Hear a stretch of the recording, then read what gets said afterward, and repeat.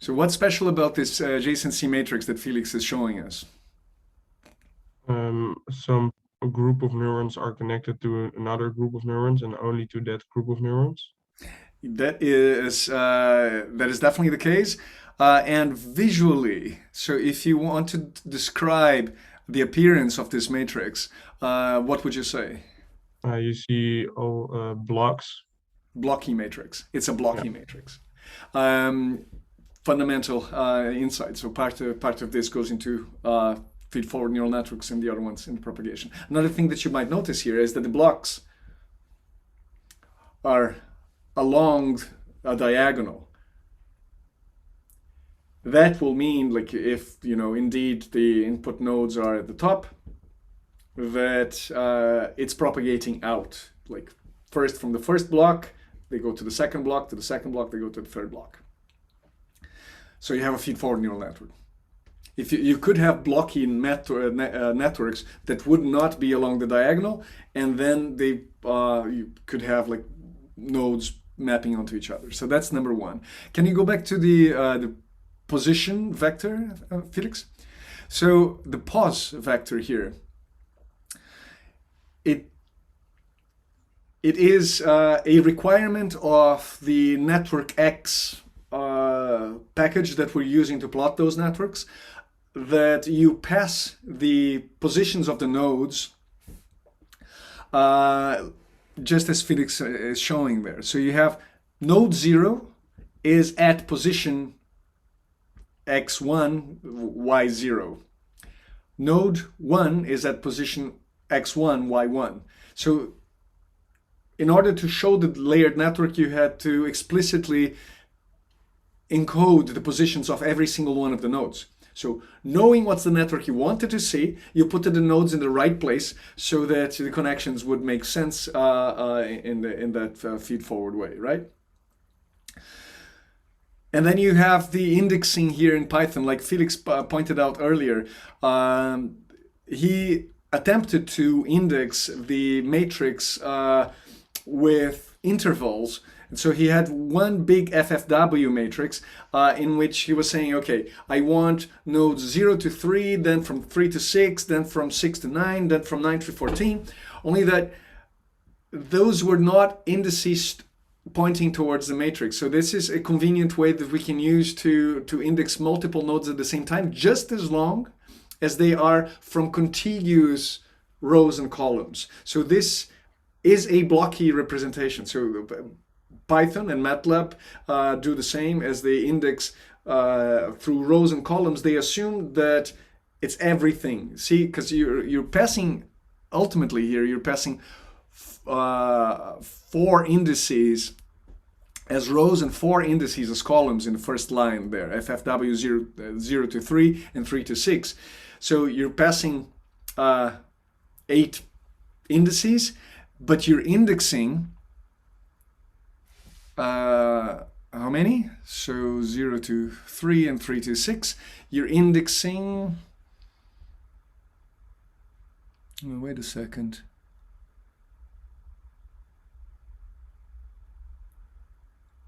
Oh, that's funny.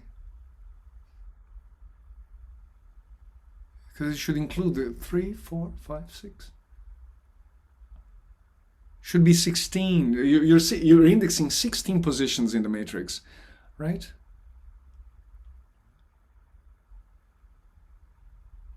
Oh yes, indeed. It's because okay, I see now. Okay, so it's from 0 to 3, and yeah, 16 positions because from and to. We're using the from and to representation. Okay, sorry, I just got lost in details. So you're positioning you're ranging over a set of indices, and then you can create these neat little blocks. A couple of exercises would be useful here. For example, how do you make a chain network? One in which 0 is connected to 1, 1 is connected to 2, 2 to 3, 3 to 4, 4 to 5, 5 to 6, 6 to 7, 8, 7 to 8. How would you do that? Would you need to create a block for every single connection then? Well, there is an easier way because ultimately it is like a diagonal. right? So only that the diagonal is shifted by one index. So you can do a matrix operation that is called a rotation of the rows, and so you can basically just take the last row of the matrix, or maybe first you create an identity matrix in which all of the non-zero elements are in the main diagonal. Then you shift, or you take the last row, column, and you put it as the first column. You shift all of them, and so 0 now is going to connect it to 1, 1 to 2, 2 to 3, 3 to 4, 4 to 5, and so forth and so on. There are lots of these little kinds of tricks to create structures, and that's, again, one of the reasons why we work with adjacency matrices. Thank you, Felix. Did you guys understand how a multi-layered neural network is now constructed? Cool. Now let me show you something. My turn to share. This was a project from last year by a group. Let's see. This was actually the presentation. Let's go through the presentation. Eline Levering and Maaike Wetering. And what they've done is they've used available data in open source to look into the default mode network. You remember what the default mode network is, I'm sure. And what this data looks like as you find it in this compagnon. It is a piece of it's a piece of software that comes with a couple of different example connectivity matrices derived from activity of fMRI.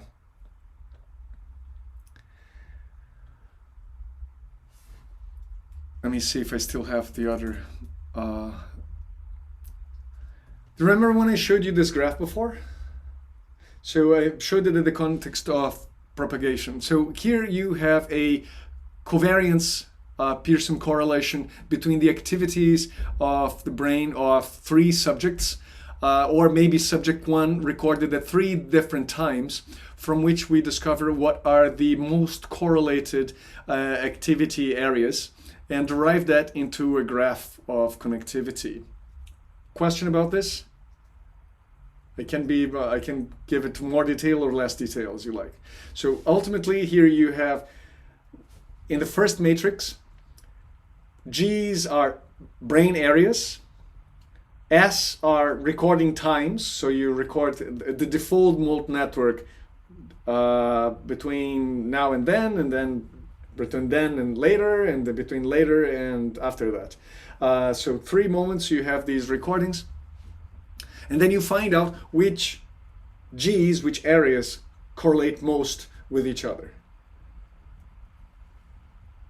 You apply simply a correlation, and then you threshold as you like for some sort of value that makes sense. Maybe you're using a nice little p-value to threshold your network to find out what are the most significantly connected areas. So what Elina and Maaike did, so they departed from the fMRI data, and they used the covariance estimator from Ledoit-Wolf, which is something that I suggested to her, and so that they discover what's the adjacency matrix of the default network. Then they have applied it into the simple network that you just gotten to see what kinds of dynamics they would see from this connectivity. And instead of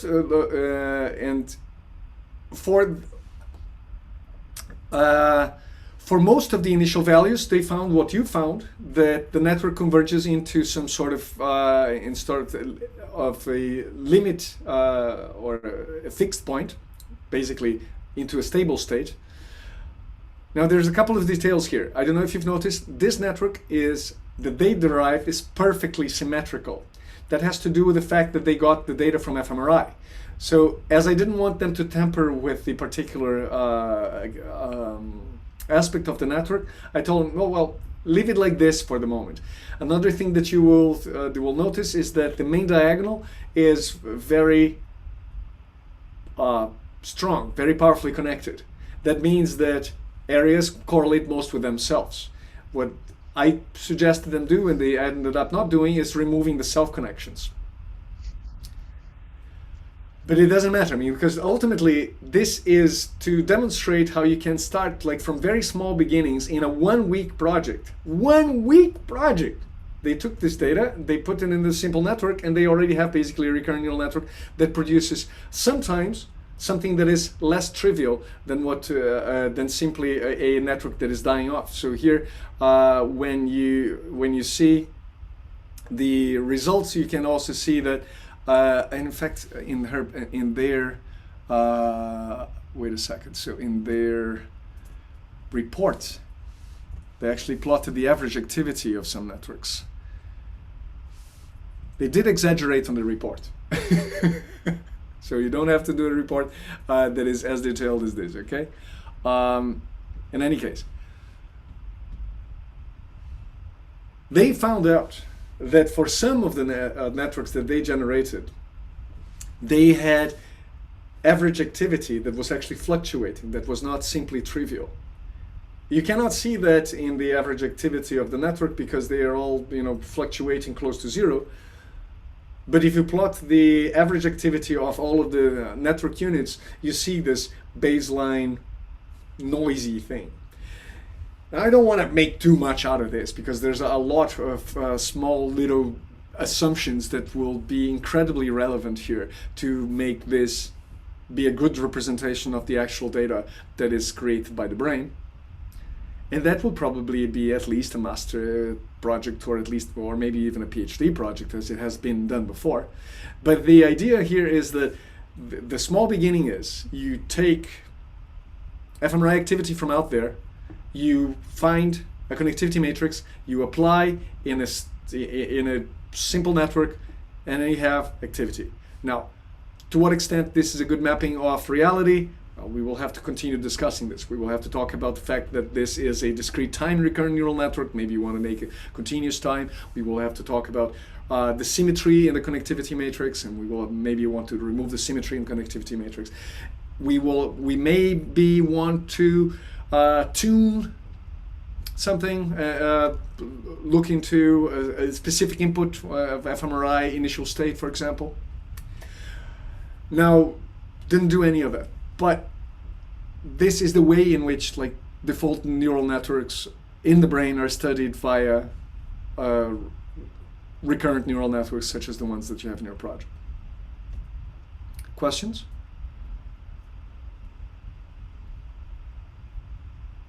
Yes. What was Please. their grade? They were peer graded. It's whatever their peers thought it was worth it. Right. They failed. They failed. Sorry. They decided not to take the minor again. I would have to check actually, but I would be surprised if it was under 8.5 out of 10. Me too. Yeah. And yet, I mean, it's another thing that is sobering to realize how many flaws there are, right? I mean, there's a zillion of flaws, a zillion of ways in which this is not perfect. And this is also, a tale for you to think about. When you do your project, you're trying to advance on a state. So what I tell people about the project, what is it that we want?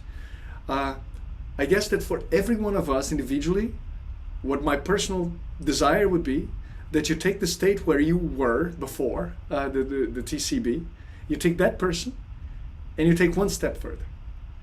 You say I can do this now. This is new.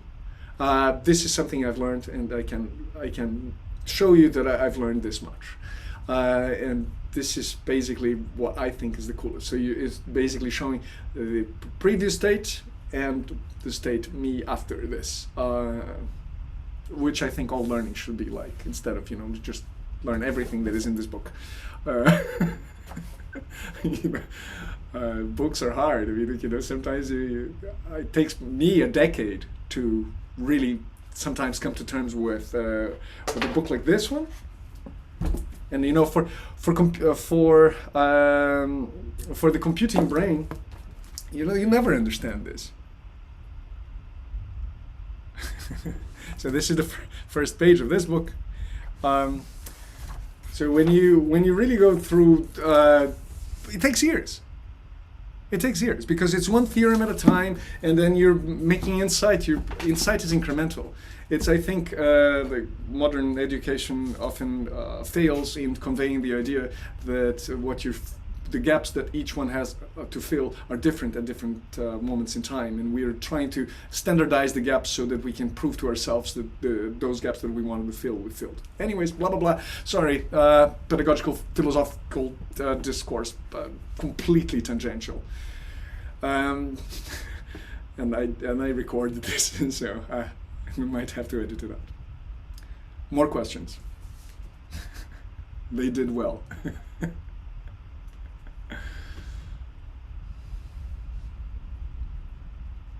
By the way, how are you going? How is it happening with the T-shirt? Eh? Anyone working on the T-shirt by now? On the computing brain T-shirt? Yeah. I was actually making. So I was actually making a design, but I was doing it on the website, and it said that all of the letters I wanted to use, you couldn't use. I'll make you the letters. Huh? I'll letter it for you. Okay. Just tell me the letters you want. Like, I'll design the true type font for you. Okay. You know what you can always do? You can always trace on top, because then it's creative. So if you just go and manually trace the letters with utmost diligence, you can always say that it's what do you call it? Fair use. It is actually. People have done that. Sorry. You want to go through the code specifically? Are there other elements? Because I feel like I covered the core of what I really wanted to discuss. You did bring up some of the main questions. We've discussed the fundamental questions in the bottom, and what this is good for, and what we're going to still be using it for recurrent neural networks. There's a couple of other things here that you might be considering that we have talked about. For example, this. In this project, I am saying that the future step of a network is the transpose of the activity times the weight matrix. In some other networks, you might actually see this instead. Or in fact, this. Not the one above, the one below. So the transpose of the weight matrix times activity. Those are equivalent ways of looking into the same thing. I hope you realize. You either have a activity vector that is a row multiplying a matrix that is in matrix form, so that you have the match when you rotate one on top of the other, and you can do the opposite too. But then the activity vector goes on at the end. This will have implications about how you construct the indexing of your matrix. It's not super relevant, because if you know the one you're doing, then from to, and then you say, okay, it's multiplying this by that, and it should be clear. Other things, bias. Did anyone wonder about a bias?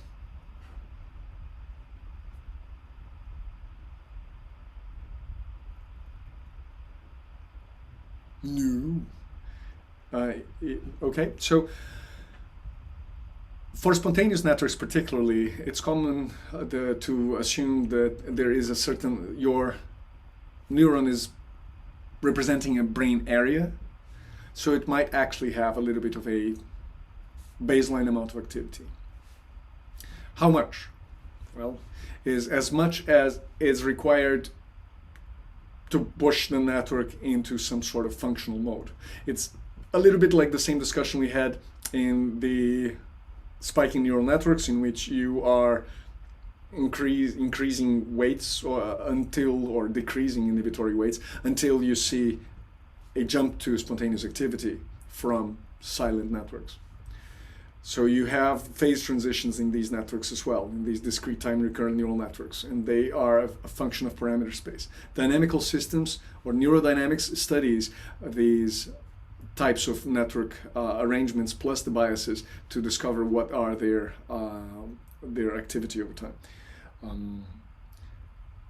I will talk a little bit about the dynamics of recurrent neural networks towards in the recurrent neural networks lecture. But for the moment, we just left the bias kind of out. We could put it in, and later we will discuss other roles for the bias.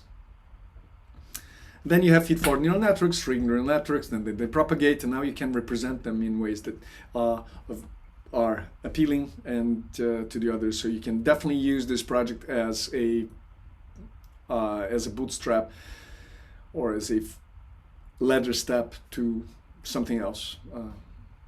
A big project in the end, something like that.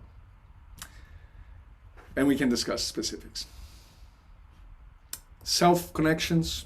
In this case, I mean, you guys all realize that we are using the level of representation of entire networks in the brain, but in the brain, the cortex is all connected. And so we're saying, well, see, this node is not connected to this neighboring node, and so cortex is all connected.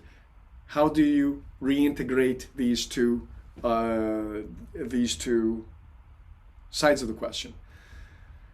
The cortex is sometimes less connected than it would seem. And specifically when you're integrating multiple functional regions, for example, the motor cortex and the sensory cortex, they're across a big gyrus. And when you see activity from empirical studies, say for example, tickling the whisker of a mouse, you will notice that the activity will come up in very distant parts of the cortex, one after the other. In fact, I could show you this little graph to give that notion. But clearly there's also continuity. This continuity can also be restituted in this type of network model when you transform it from a discrete time neural network into a set of partial differential equations with diffusion. Local connectivity, you can then represent these nodes as being kind of part of a continuous. You can make a sheet. You can basically make these nodes grow. Or put very, very many nodes side by side with small influences on each other. It's the same idea as solving differential equations by doing it with small discrete time steps. Another question that might have occurred to you is about continuity. So these are discrete neural networks. How about continuous neural networks, like in the real brain? Have you wondered about this question? Any of you wondered about what happens in the continuous case? These are discrete.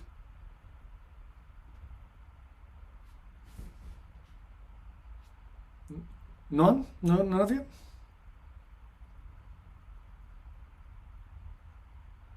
Can you? And some of you would like to suggest what is the difference between these discrete time recurrent neural networks and these continuous time recurrent neural networks?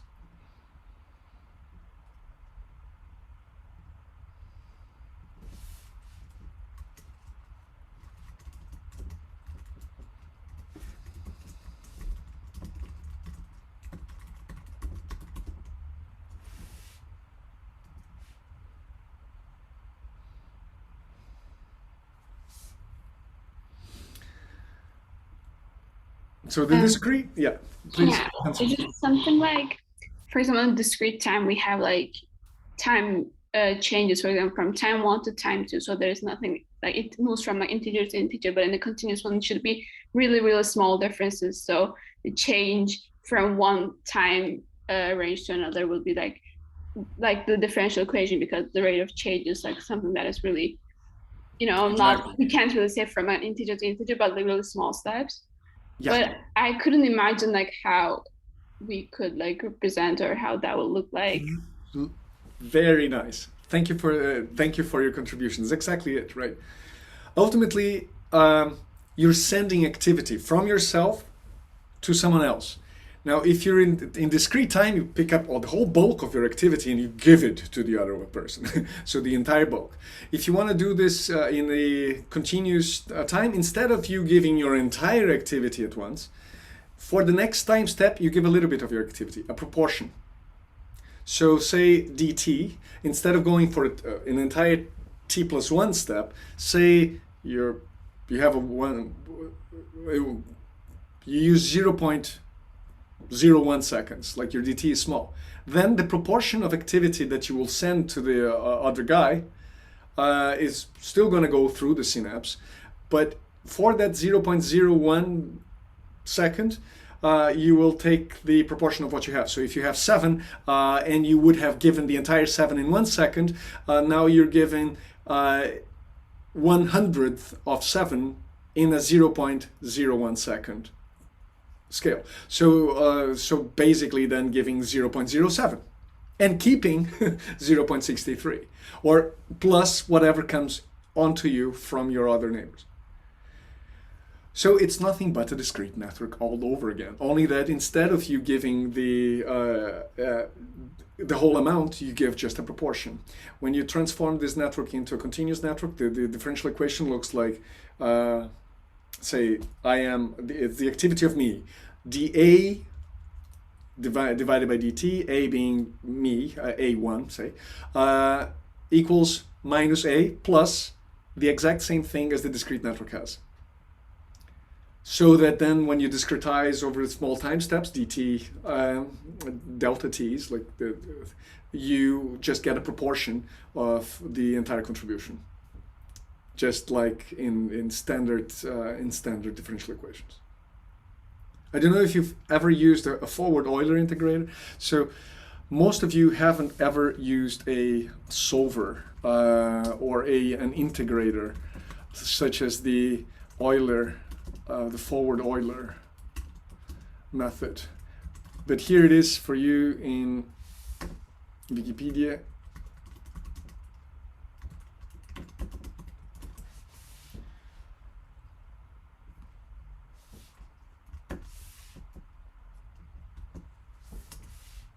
So the Euler method for a certain differential equation yt, we'll discretize it. We'll discretize this differential equation.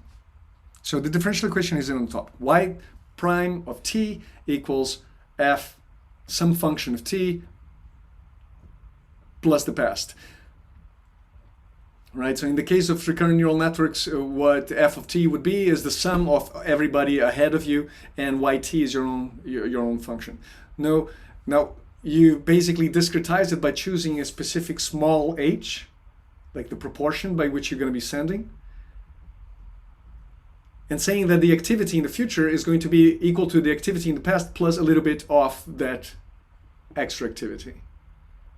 Super straightforward. So here you have a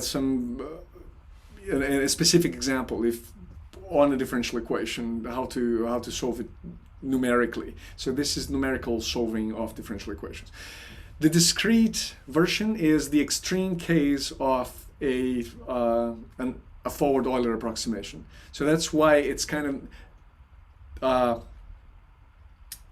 I would like to say it's isomorphic with the continuous time networks, only that it's the extreme case in which you're sending the entire activity. It's easier to think about than to think about the little proportion that is being sent.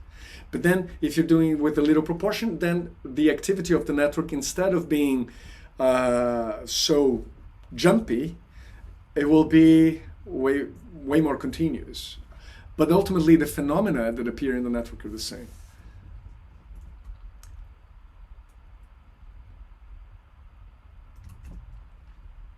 Cool.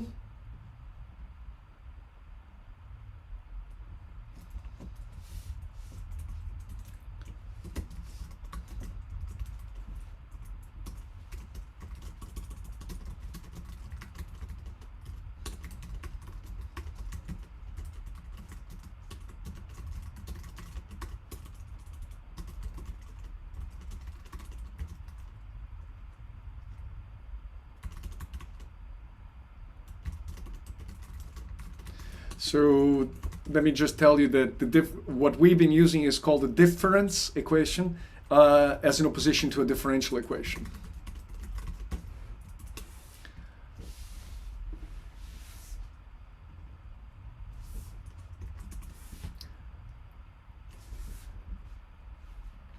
I have ran out of things to say. Anything else you would like to discuss, present, bring back? Something that you stumbled upon? I would just check the answers of I think it were two questions. What is the initial state and what is the final state of the network? I think they weren't that hard, but I just want to check. Yeah, Julian asked them before, so here we have. So the final state of the network is a 0. The initial state of the network is whatever you give it. So the point here being that we have trivial dynamics in feed-forward neural networks. That is the essential learning goal for this question. So the different than, so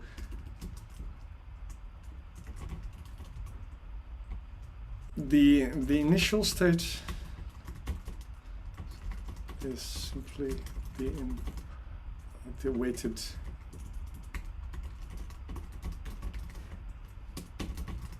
for and every final. So what is a final state, right? Final state is when it stops changing, I'd say. So once you have no longer the transient, and the final state is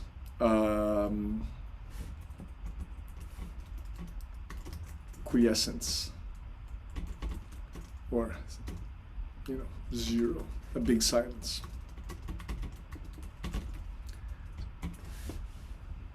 Feed-forward categorization neural networks always have this aspect. They're a little bit like the McCulloch-Pitts unit in your own do-it-yourself neuron. You only have activity as you present activity. If you don't present activity, the output is 0. If you, the moment you remove. But while it's processing that that input, while it's converting that input over its layers, there's still something going on, but then eventually it just dies out. That's why we think that, if you close your eyes, there's still activity in the visual cortex, but it's definitely much smaller than when you open your eyes.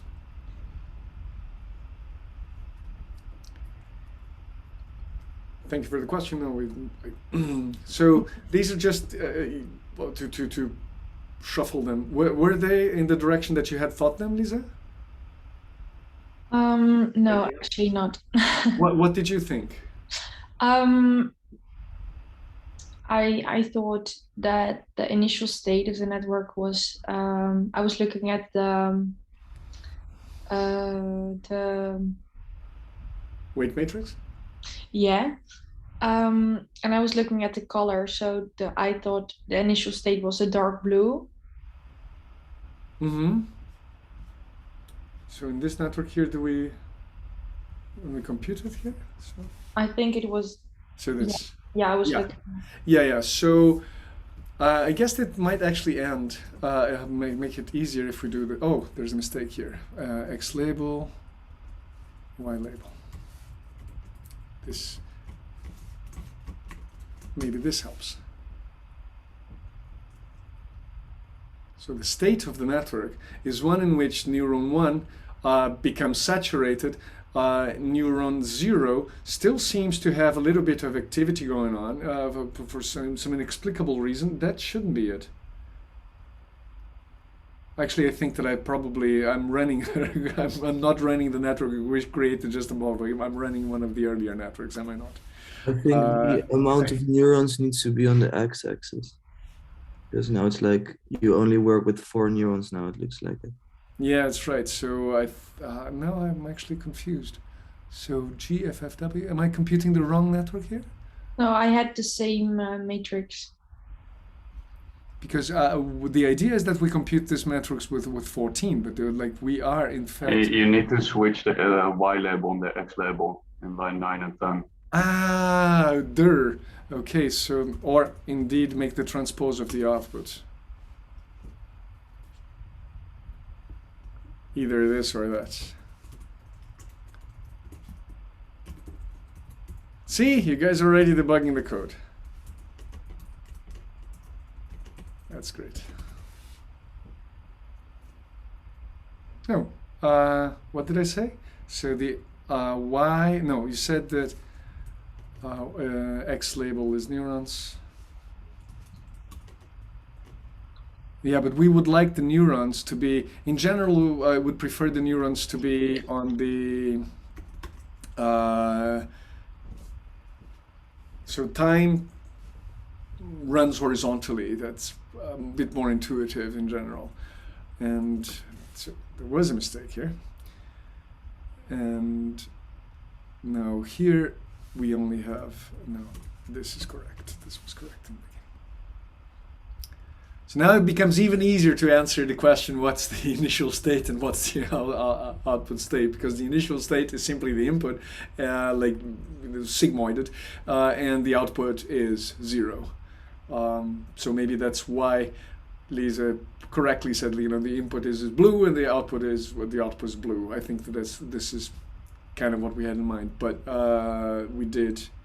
And see, we're only running it for 3 time steps. Let's run it for 30 time steps, and then it's going to be even more obvious what we're after here. I'm surprised about this error. You guys can poke Elias on this.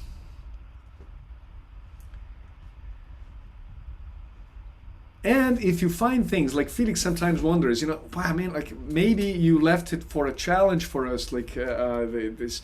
If I didn't say it was a challenge, then it's probably a bug or an inconsistency in the project. So if you find one of those, you can always write us a comment and say, like, maybe here, is this what you meant? If you spot them, you get a cookie.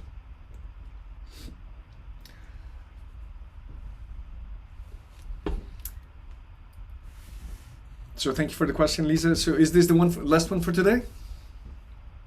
I have one question. I think it was in the exercise, like run the network for a few time steps. So the question was like, we changed the iteration to like from 5, 10, and I tried for like multiple steps. And yeah, so I couldn't really understand why in the beginning of the phase, like for the first like few iterations, the activity is around like 0 for me, and then through the end it becomes like more activity. Can anyone explain this? It's actually one of the fundamental learning goals. It's exponentially increasing, so it looks like 0 because of the scale it's on. Have a good look at the color bar. Mm-hmm.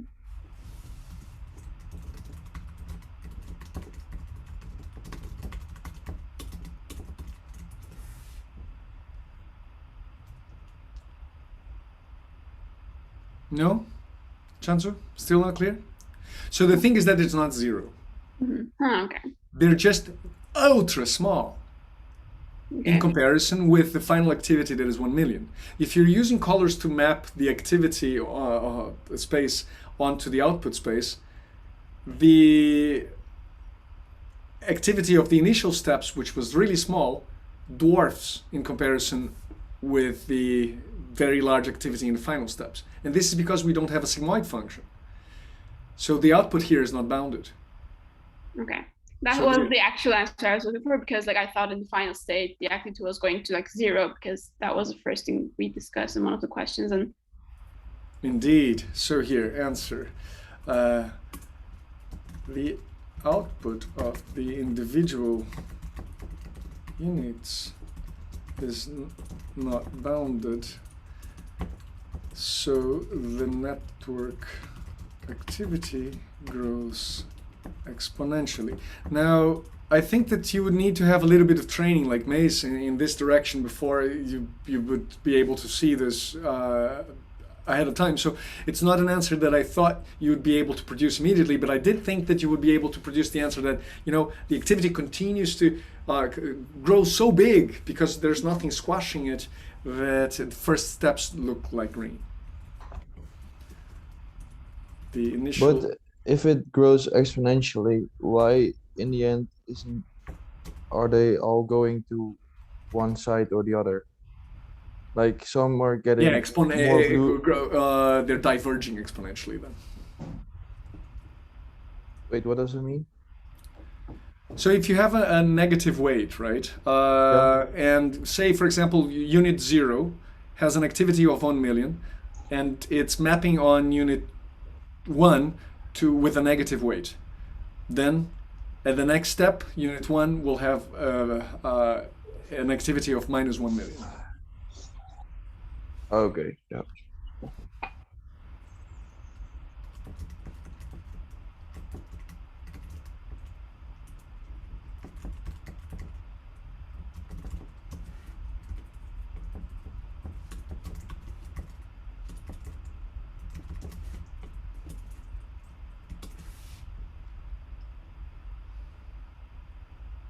So compare the values of the activity of the network in the second time step with the last time step. To do this, you actually really need to use a bit of code here. You need to, for instance, since you know that R of t is our output of the network, you would like to see, okay, so what's the activity of R of t for the, or maybe R, because for the first...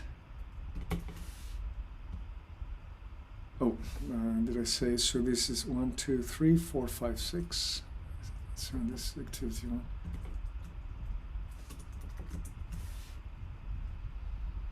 So step 1,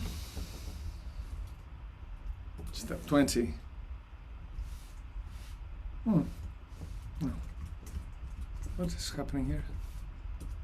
So help me, what's happening? What's the mistake here?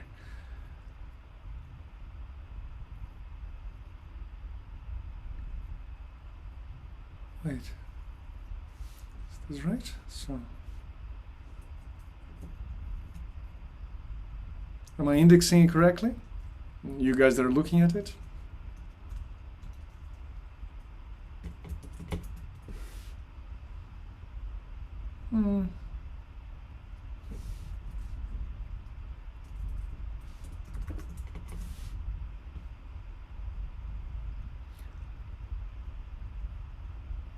Oh, that is... That's funny. Is this right? Because clearly the end activity is in the range of millions.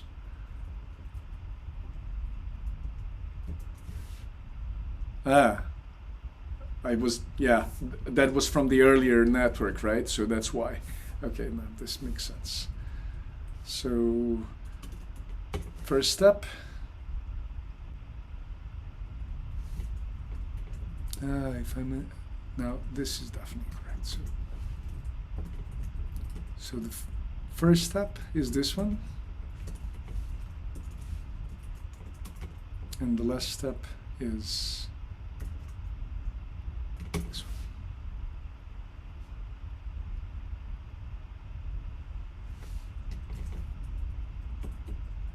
What is end is the -1. Sorry, my MATLAB conflicts with my Python.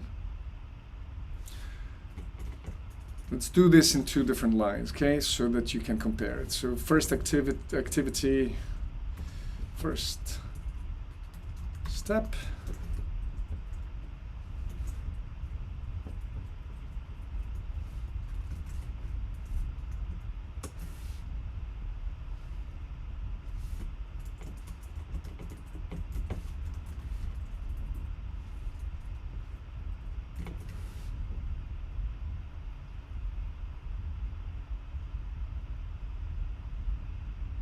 No. How do you get the last element, guys? Do you remember in Python? This is like this.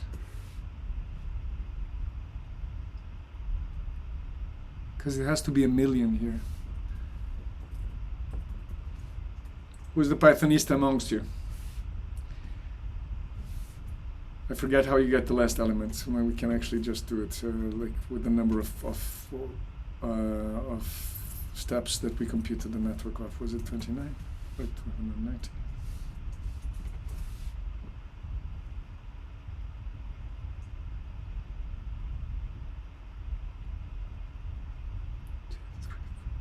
How many steps did we compute for 30? That's correct.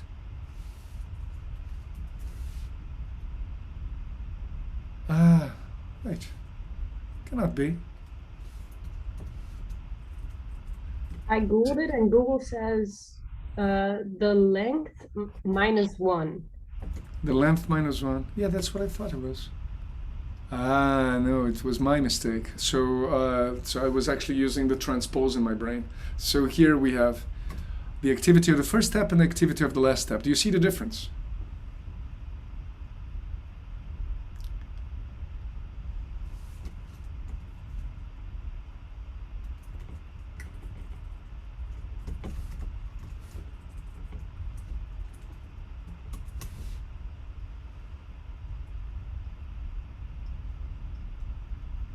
Chanzu, I think that this now, should be the kind of inspection that I thought that I had in my mind. So maybe here I should just. This is what I meant by compare the values of the activity. So print them out. The numbers. so that you get the sense of how the activity changes. Okay, thank you for the question. This is also a place where I thought we had to go. Other questions?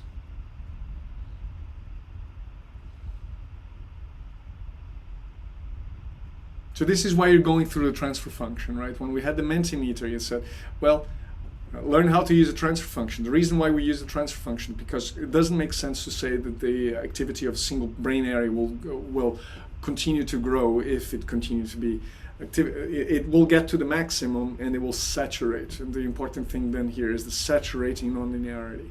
So if there's one thing that I would like you to have learned is like what's the role of saturating nonlinearity in the activity of neural networks, in bounding the activity of neural networks. So that's the essence, if you like, from the abstract perspective, before we actually use this network on a functional problem. Now I'm truly finished. Are there more questions?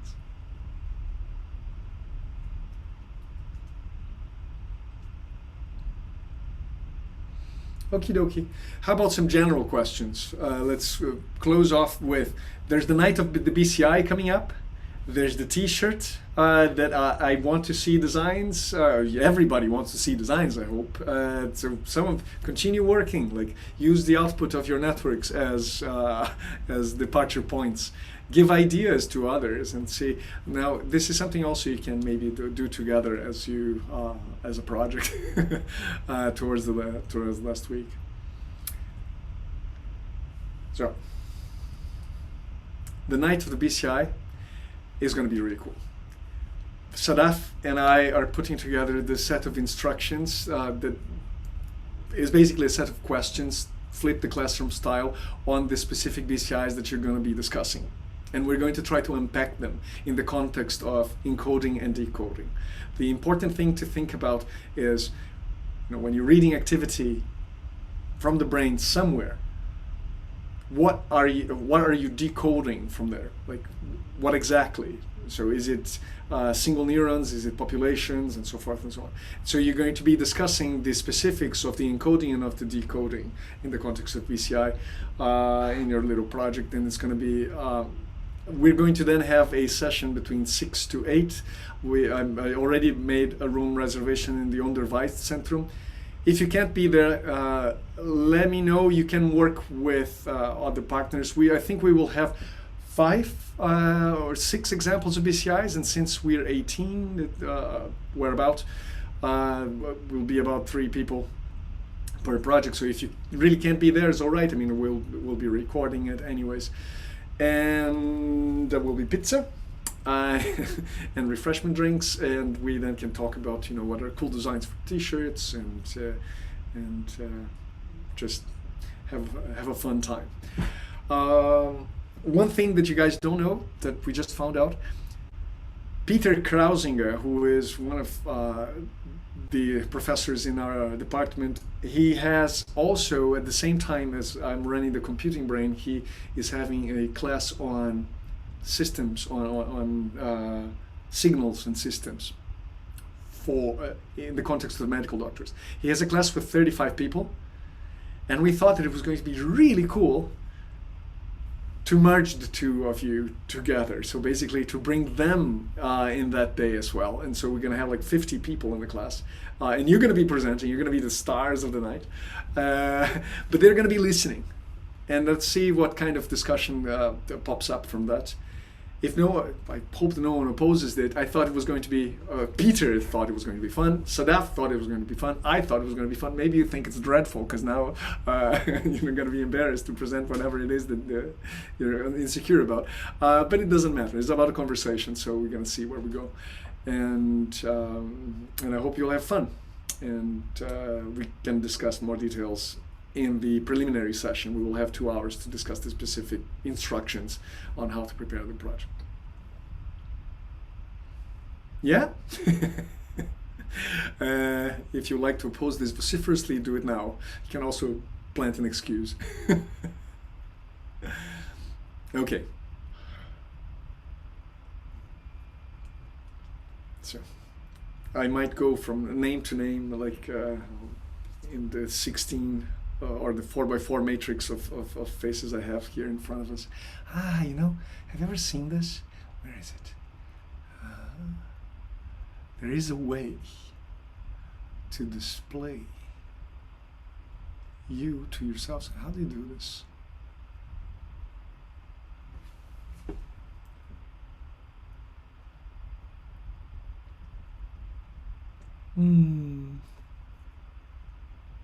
So there's a way to put everybody in the class in a virtual class, but I forget exactly how it's done. All right, don't know how to do it. I won't do it. Any other questions? Any other things you'd like to